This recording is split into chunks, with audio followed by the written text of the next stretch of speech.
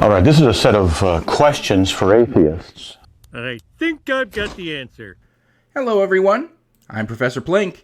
I respond to various theological and ideological questions and claims from a rationalistic and naturalistic approach in an effort to give and explain the opposite viewpoint and help to balance the conversation. Matt Slick is a one-time prominent Christian apologist who sort of fell into obscurity when his own daughter came out as an atheist and spoke out against everything Matt had raised her to believe in. But he still maintains a YouTube channel where he does weekly Christian live streams that basically no one watches. But he has made some occasionally interesting lists of questions for atheists. I came across a video of one that he made. However, all the questions in that video were about atheistic views on morality. And frankly, I'm getting a bit tired of the morality subject. I've made several videos recently responding to apologists whinging about the lack of objective morality in an atheistic perspective, which is not only not necessarily true, and one can be a moral absolutist and an atheist at the same time, but it just gets a bit repetitive to keep hearing them harp on and on about it again and again. Fortunately, I came across a different list of questions for atheists from Matt's website that looked much more interesting to engage with. Unfortunately, this particular list of questions hasn't been put into video form the way his morality questions were. But no matter, I'll just speechify these questions and we'll be off to the races. So let's dive in and answer Matt Slick's 31 questions for atheists. But before we get to that, if you end up liking what you see in this video and would like to help out the channel, make sure to subscribe and click the bell so you'll always be notified when new content comes out. Check out my social media, including my Patreon, Twitter, and Blue Sky, all linked in the description. And of course, like this video and pop in a comment. All that goes a long way towards pleasing the YouTube algorithm, who dispenses dreary deities and dispels dogma, drawing deliberate deductions. Developing deeper understanding demands discarding despondence on dated doctrines and dismissing deified dunderheads. May it keep my channel motoring along. Now on to today's video. How would you define atheism? Atheism, at its most basic, is atheism. Theism meaning belief in God, and a meaning without. Atheism literally means without a belief in God. Anyone who does not have an affirmative belief in any God would qualify as an atheist. That includes all fence-sitters, all agnostics, all irreligious who would answer, "I don't know," if you asked them if they believe in God. It, of course, also would encompass anyone who insists that there is no God. And this would be the difference between hard atheism, or positive atheism, and agnostic or negative atheism. Basically, an atheist is anyone who does not affirm, to themselves or others, the existence of any God. Theist and atheist is a true dichotomy.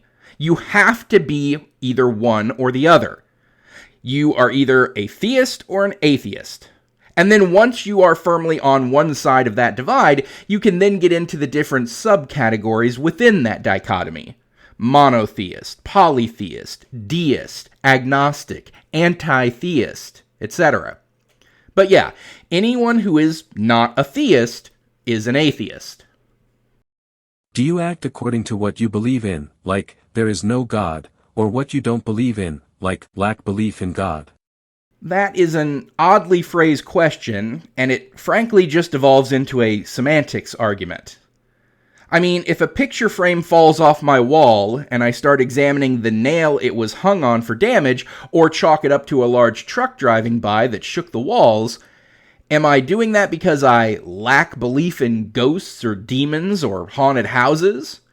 Or am I doing that because I actively believe in naturalistic explanations for occurrences like that? And if it's because I actively believe that ghosts and demons don't exist, then why does the person who does believe in ghosts and demons also tend to chalk it up to natural explanations and doesn't immediately call an exorcist to cleanse their house of evil every time a picture falls down? I act based on a complex assortment of beliefs, opinions, perspectives, notions, and conclusions that I hold or do not hold that form a web of motivation. I don't wear a bulletproof vest when I take the trash to the curb at night because I don't believe I'll get dropped in a drive-by, even though I believe that drive-bys exist. I don't wear a necklace of garlic around my neck to ward off vampires because I actively believe that vampires don't exist. So, in answer to your question, do I act according to what I believe, there is no God, or in what I don't believe in, lack belief in God? The answer would be both, neither, and it's entirely contextual. Do you think it is inconsistent for someone who lacks belief in God to work against God's existence by attempting to show that God doesn't exist? Not at all. For one, there's a difference between lacking a belief in any God and specifically believing that a particular concept of God is not real. I'm an agnostic atheist when it comes to the broad notion of everything that a God can be defined as. I don't posit that every single conception of God does not and cannot exist. But there are several conceptions of God that I actively believe don't exist. For instance, I actively believe that there is no Zeus. I actively believe that there is no Odin. And I actively believe that there is no Yahweh. So while I lack a belief in any God or gods in general, I am as sure as I can be that the God that you posit, Matt, does not exist. But then for two, even if I didn't, and I was a through and through agnostic atheist, not believing any God claim to be false, including the Christian one, it still wouldn't necessarily be inconsistent to, as you put it, work against God's existence.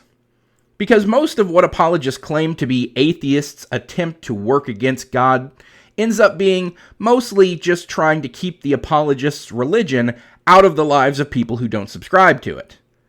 Things like separation of church and state, keeping prayer out of schools insofar as not teaching Bible studies in history classes or not having the administration of the school actively leading prayers, while still maintaining the rights of the students to pray and worship in schools in accordance with their First Amendment rights, so long as it doesn't interfere with classes or education.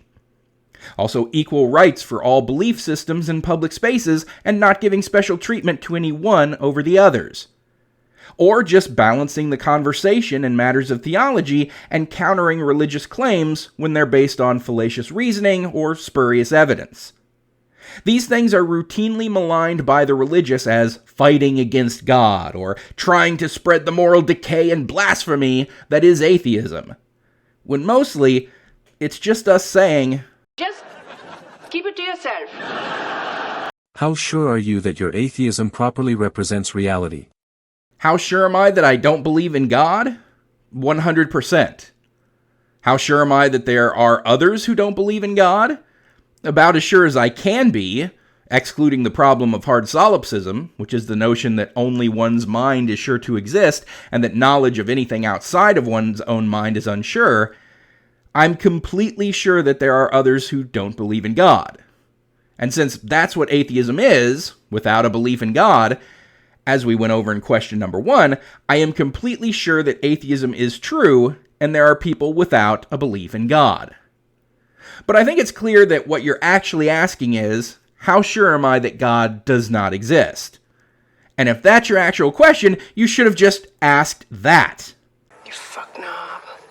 But at any rate, as an agnostic atheist, I'm not absolutely sure that no thing that could be classified as a God, in all the various conceptions and definitions of God that are out there, could possibly exist. But as far as the Christian God that you believe in, Matt, I am completely convinced that Yahweh does not exist. At least as described in the Bible and confirmed by the various churches and deviations of the Christian faith. In my estimation, the tri-omni aspects that practically all Christians ascribe to Yahweh are mutually contradictory and cannot logically exist. It is impossible to be omnipotent, omniscient, and omnibenevolent, and a creator being, and end up with the universe that we have. As well as free will being impossible within that framework, as an all-knowing being with perfect knowledge of the future means that everything is predetermined and we have no free will to choose anything, thus making any negative afterlife or hell monumentally unjust, as we have no choice in anything we did or didn't do. And that doesn't coincide with the omnibenevolent or perfectly just being that Christianity posits. I'm equally sure that no other concept of any all-powerful, all-knowing, all-loving God is also false, since that kind of God concept is not just limited to Christianity. How sure are you that your atheism is correct? I believe I've already answered that question. How is that not question 4, just slightly reworded? How would you define what truth is?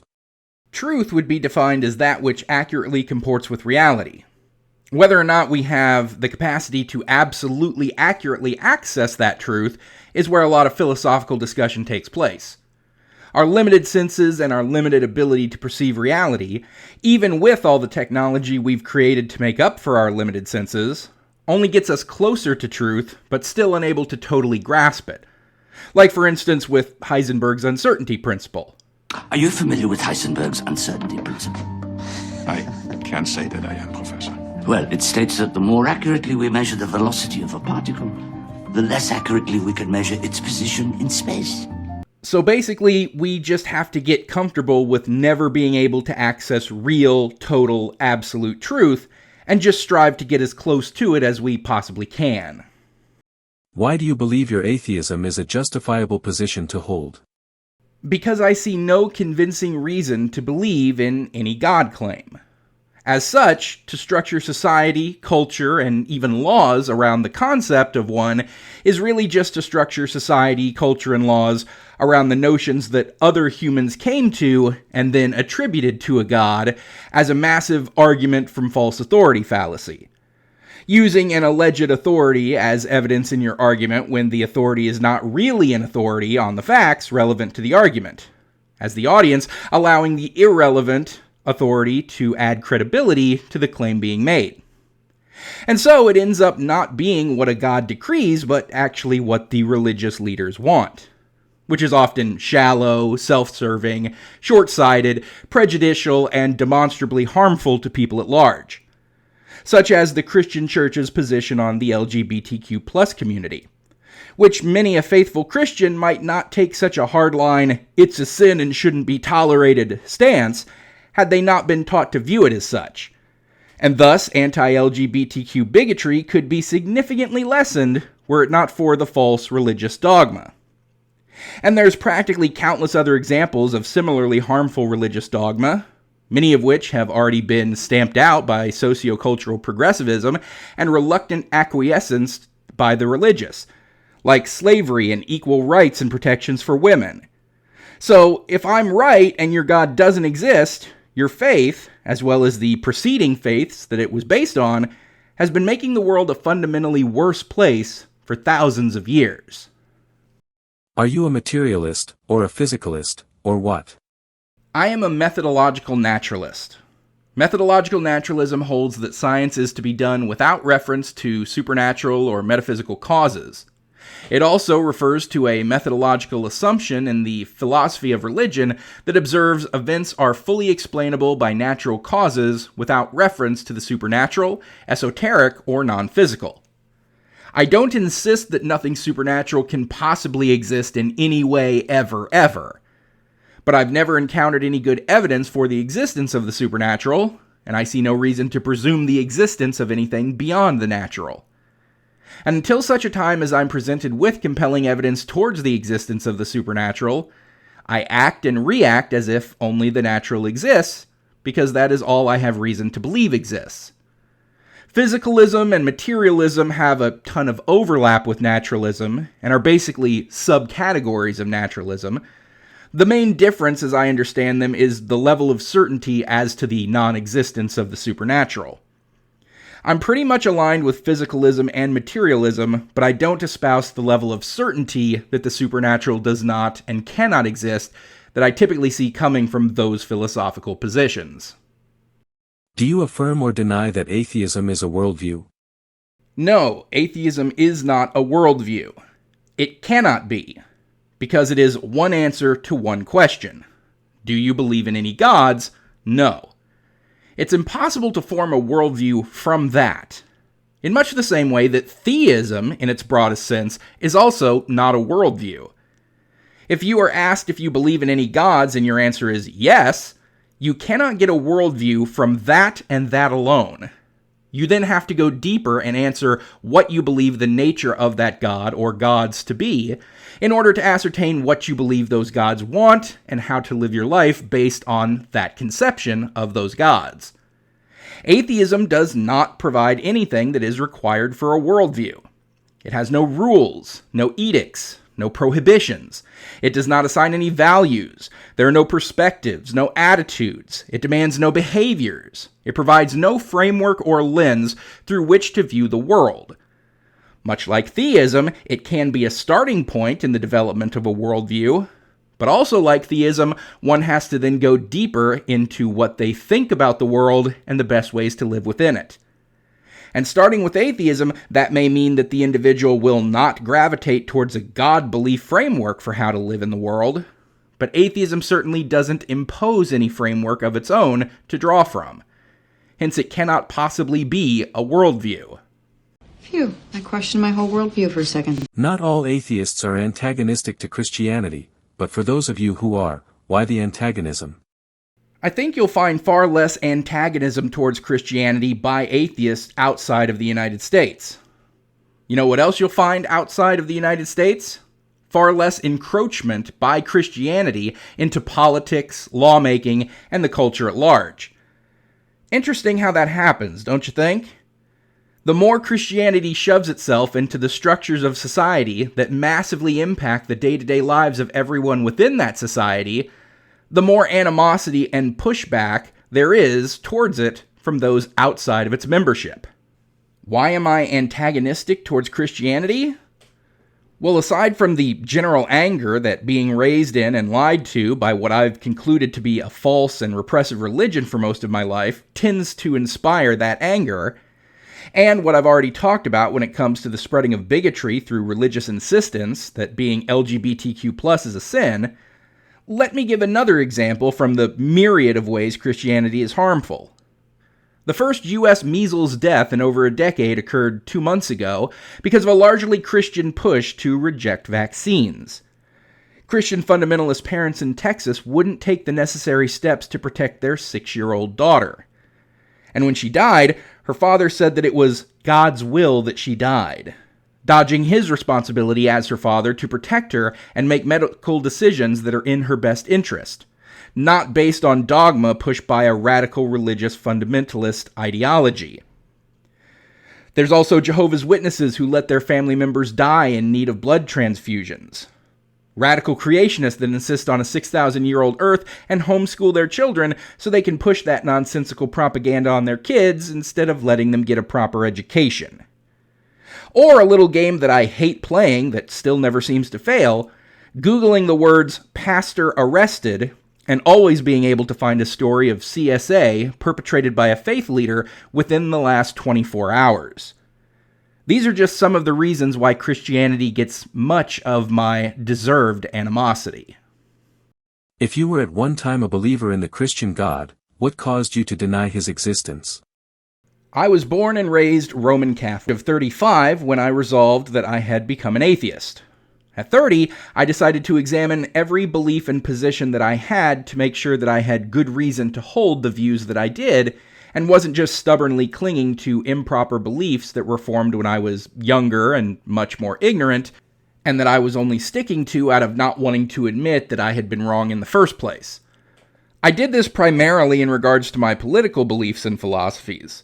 But when I finished with that, I couldn't think of a good reason not to put my religious beliefs through that same scrutiny.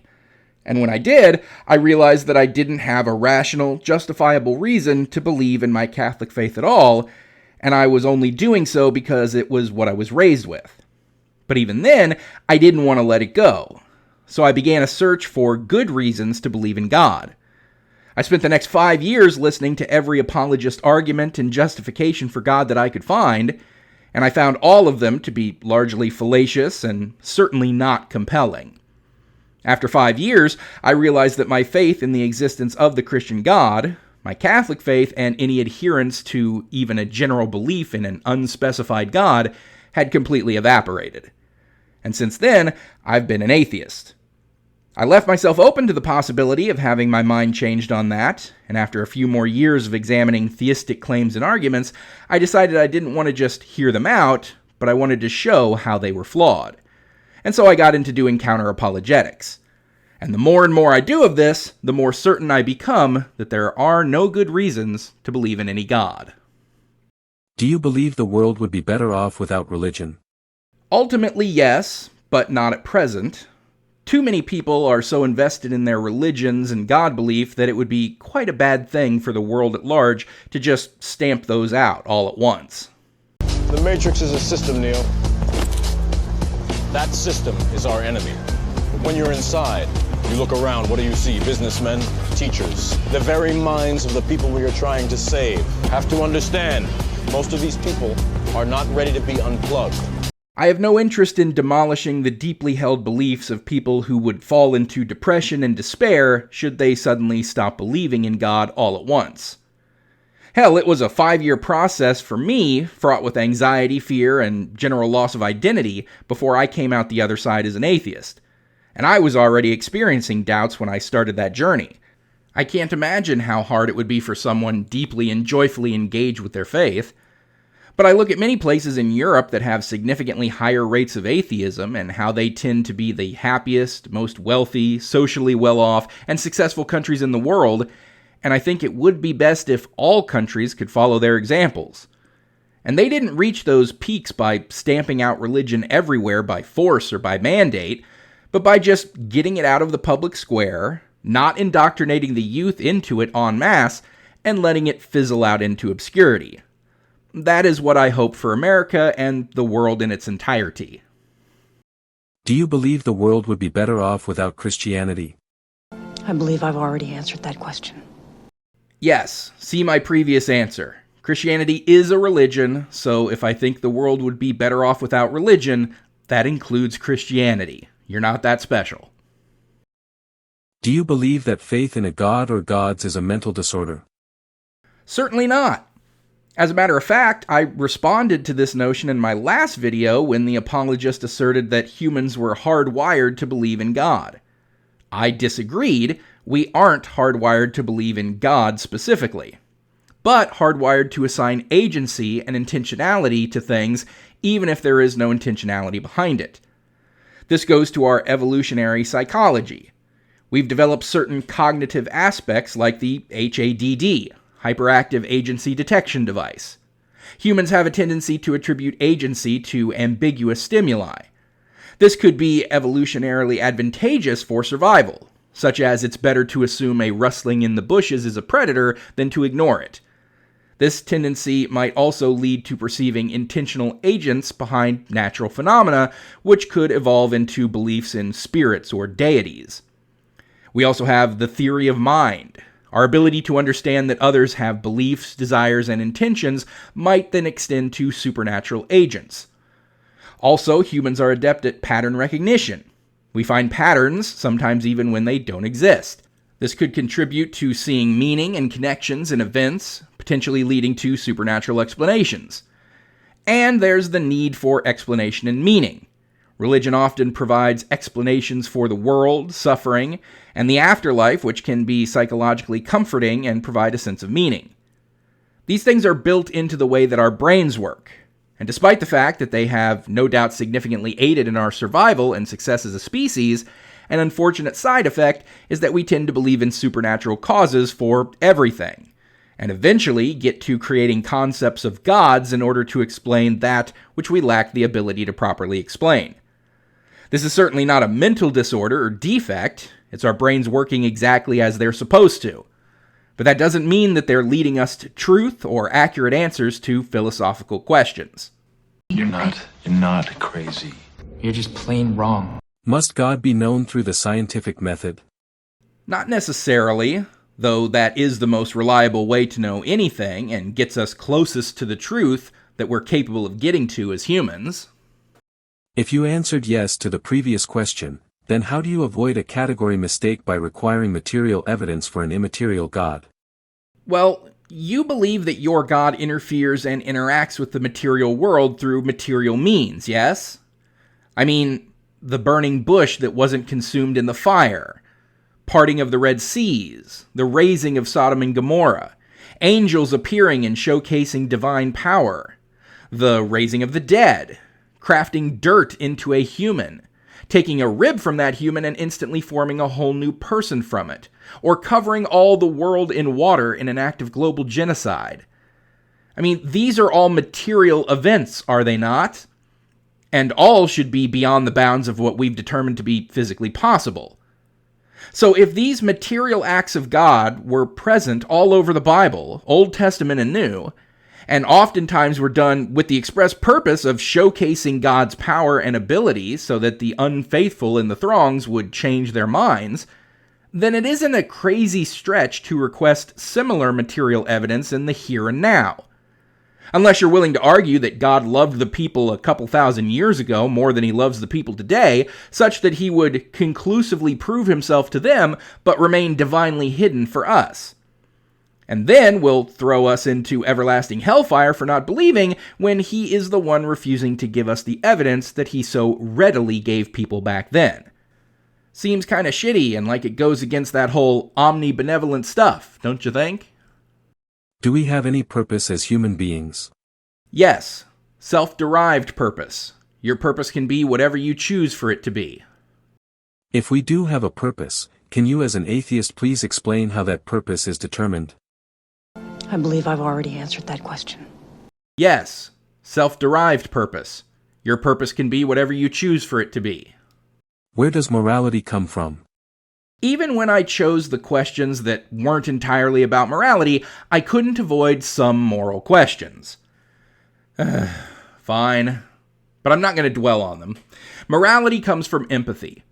Empathy involved in humans through a combination of factors crucial for the survival and success of a highly social species, like parental care, for instance.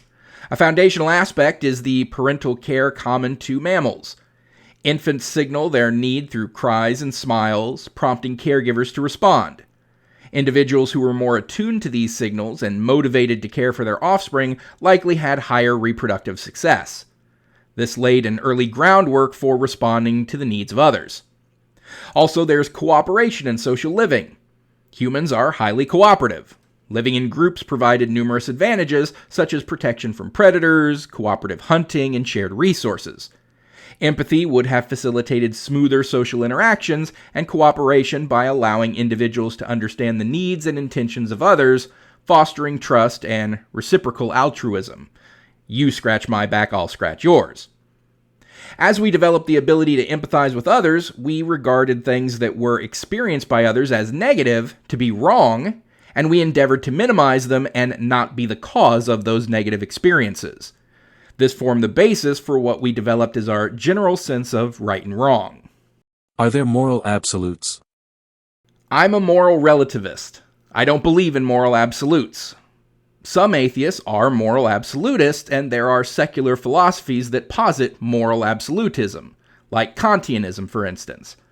But I, as a moral relativist, believe that all morality is subjective and changes based on the perspective of the thinking agent that is assigning moral value to an issue or occurrence. If there are moral absolutes, could you list a few of them?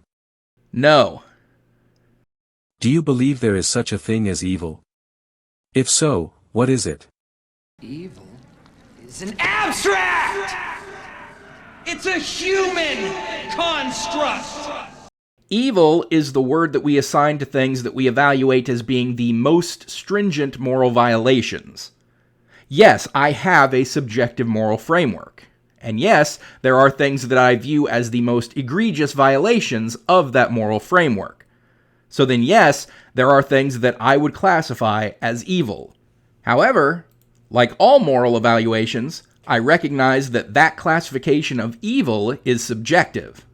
In my view, evil is when someone engages in harm towards others primarily or entirely for the purpose of causing suffering.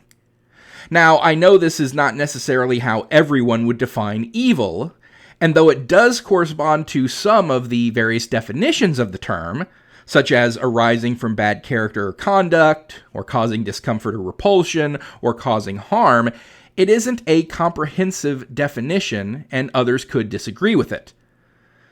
This is hold to the subjective nature of the term and of morality itself. If you believe that the God of the Old Testament is morally bad, by what standard do you judge that he is bad? By the definition of evil that I just gave, I cannot think of a more evil act than, say, throwing someone into eternal suffering of the highest order with no hope of escape or reprieve, eternal suffering forever and ever, for no other reason than for the infliction of that infinite suffering. And that doesn't just apply to the God of the Old Testament, but the New Testament as well. Basically, any and all versions of the Christian God engages in the most evil of acts. But that's just in accordance with my definition of evil. You didn't ask specifically about what evil things God does in the Bible. You said morally bad. There are plenty of things I hold, in my subjective opinion, as morally bad that God engages in the Old Testament.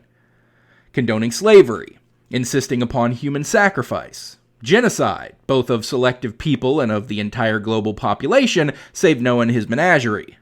That's just to name a few. What standard do I judge these things as bad by? By my own personal moral framework, which, as expressed earlier, is based on empathy. People don't like being enslaved, hence I think they shouldn't have to suffer being enslaved. Hence I think it's morally wrong to enslave. People don't want to be killed, hence I think they shouldn't be killed. Hence I think it's wrong to kill, either individually or in a genocide. Oh, and supposedly your God agrees with me on that one, but it's supposedly fine for him to do it. God can't even live up to his own moral standards with that one. Frankly, there are plenty of times all over the Bible where God does things that he has expressly forbidden anyone else from doing. So, of course, God is morally bad by my own subjective moral standards, but he's also bad by Christianity's moral standards. Were it not for the special pleading that exempts God from his own rules. And if you do that, if you exempt God from the only standard of morality that you will condone as a valid moral standard in the first place, that being his own moral standard, then God must be exempt from all morality concerns in your mind. That means that you absolutely, unequivocally cannot declare God to be good, or God to be just, or God to be benevolent, because these would all be terms that are based on adherence to a moral framework, which you've just admitted to precluding God from following. So the real question, Matt, isn't by what standard do I declare God morally bad? The real question is, by what standard do you declare God morally good when you don't hold God to God's own moral standard?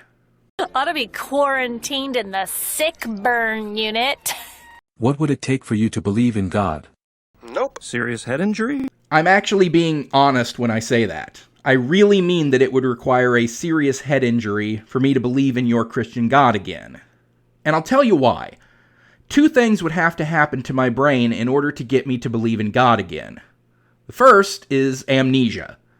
I would have to forget everything that I've learned about the Christian faith. I would have to forget about all the ways that Christian beliefs have been taken from pre-existing religions and twisted into something different for the purposes of Christianity. Like how the concept of hell was lifted from Greek religious beliefs about Tartarus, as the modern Christian concept of hell was something totally absent from the Jewish faith that Christianity grew out of. As well as the monotheistic nature of Christianity, even though Jewish tradition taught of a variety of gods, of which Yahweh was just one.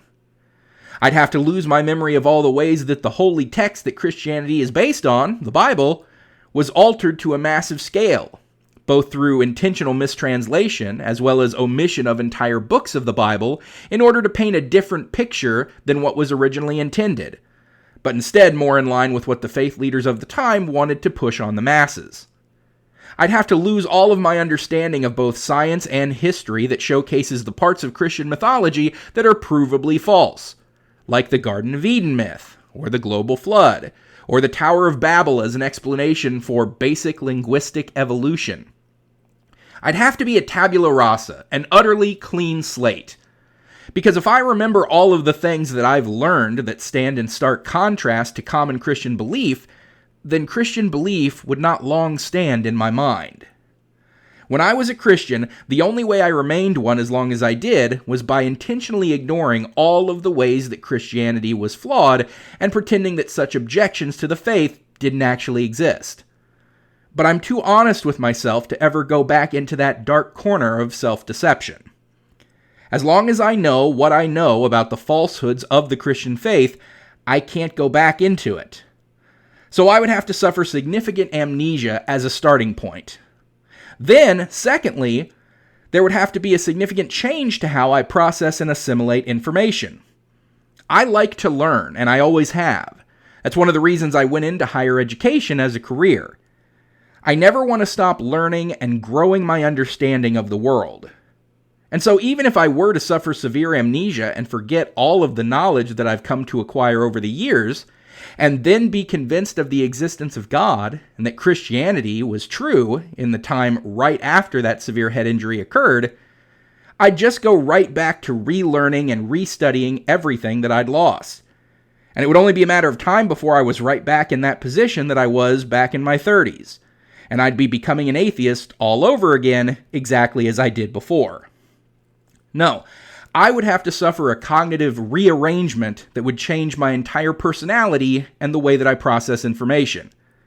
I'd have to lose my natural skepticism and desire to acquire knowledge, and instead be content with arguments from authority, taking supernatural claims on faith, and eschewing study and education in favor of emotionally motivated positions accepted absent of independent corroboration.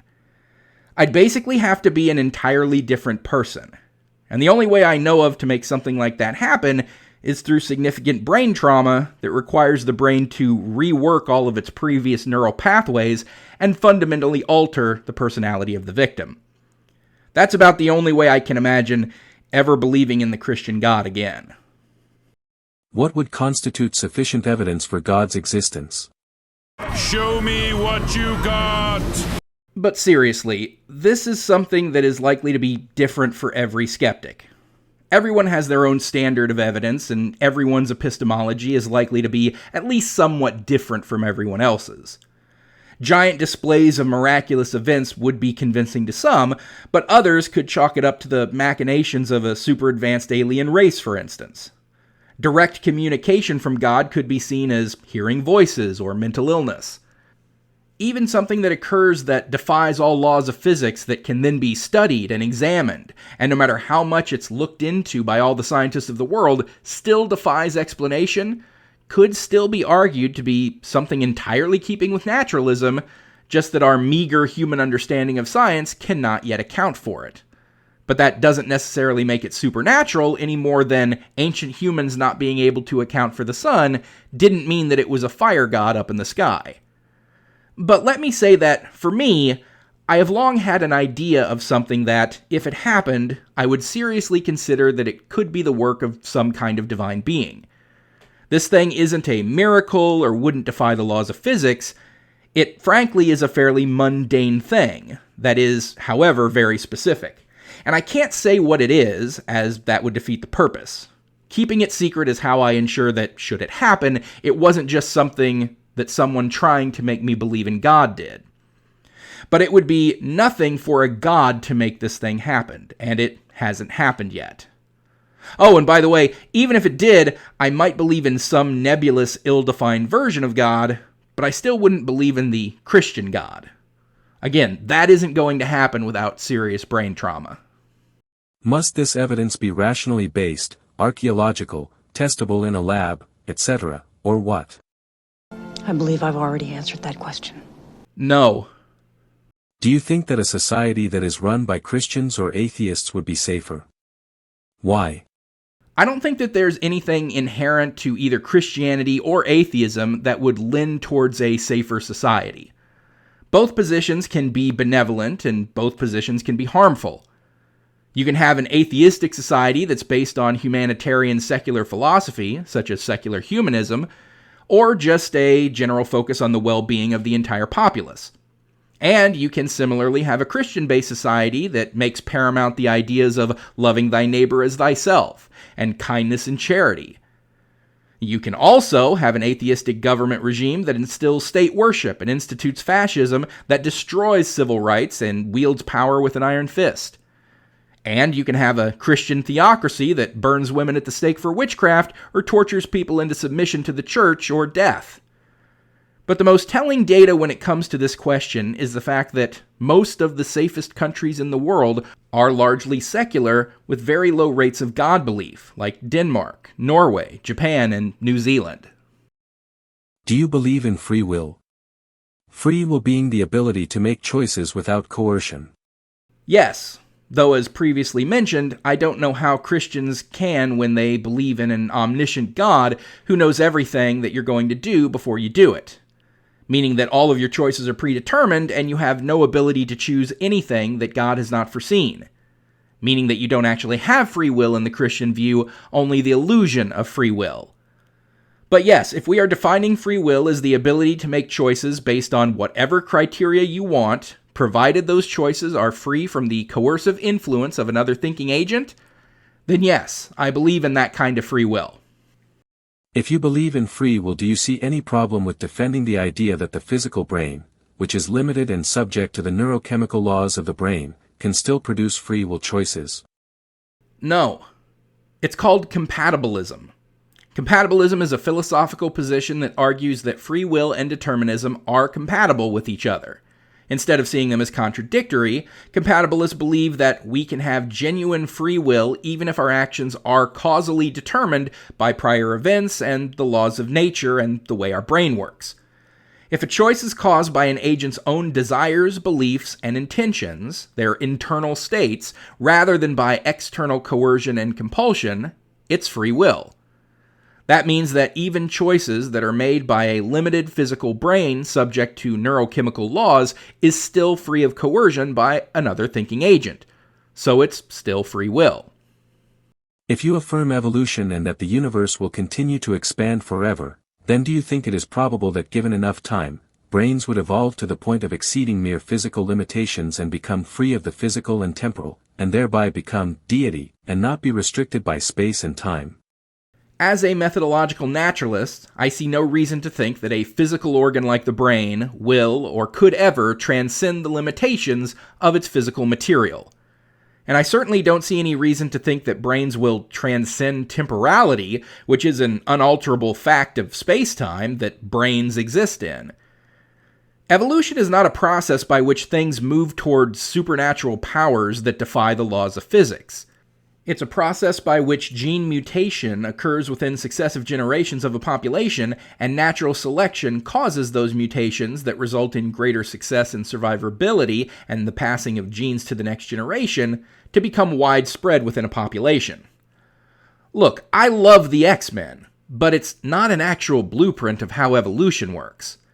If it ends up being that lower cognitive complexity and an altogether dumber populace are more successful at survival than a smarter populace, then that trait will get selected for. Before I have in vitro, maybe you should be willing to... It's always me, right? Well, it's not my sperm count. Yeah! I'm gonna fuck all you! That's my boy! If you answered the previous question in the affirmative, then aren't you saying that it is probable that some sort of God exists? I didn't answer it in the affirmative. And no, even if we evolved some level of superpowers, that would not lend one iota of credibility to the idea of an all-powerful being who created the entirety of existence out of nothing. And unless you're trying to make a Mormon-esque argument for exaltation, the idea that humans can become like God, and that God himself was once a human, then it seems strange for a Protestant like yourself to be asking such a question, Matt. So that was the last of Matt Slick's 31 questions for atheists. There were, of course, some of the old hat apologetic questions that we seem to get again and again, no matter how many times atheists answer them. Apologists act like these are brand new questions every time that they just thought up. And even worse, they act like they are absolute mic drops that no atheist can possibly answer. But there were at least a few in here that I hadn't answered several times before, so it's always nice when that happens. But honestly, there was nothing in here that I even had to ponder for longer than a minute to come up with a reply for. Most everything in these questions were things that I have long since thought about and come up with secular responses to. And I can't imagine any atheist having any real difficulty answering any of these questions. There's a well-known statement in the realm of argumentation that goes like this: in order to argue, you must express your opponent's argument better than they could. And this is why religious apologists so often fail in their attempts to debate with atheists. As many atheists come out of a religious tradition, we tend to understand the religious positions as they were once positions that we held to ourselves. But that's exceedingly rare to come across an apologist who can even seem to wrap their head around the atheistic positions, let alone understand them well enough to rationally engage with them. And it's that reason, probably more than any other, that so many apologist questions for atheists tend to be repetitive, fallacious, straw-manning atheist positions, and can't even get straight what an atheist actually is. And so that is where we'll end things for today. So thanks for watching, everyone. Don't forget to like this video, comment, and subscribe so you'll always be notified when a new video comes out. Check me out on Twitter, Blue Sky, and Patreon if you'd like to support my work directly. My Teespring if you want some Plinky merchandise. All that linked below in the description. Special shout out to my most recent super thankers here on YouTube, Salvi Mike, Autumnal Fling, and Todd Nichols 3134. And with that said, until next time, I'm Professor Plink reminding you to keep striving for greater understanding. It's the best way to get wherever you want to go.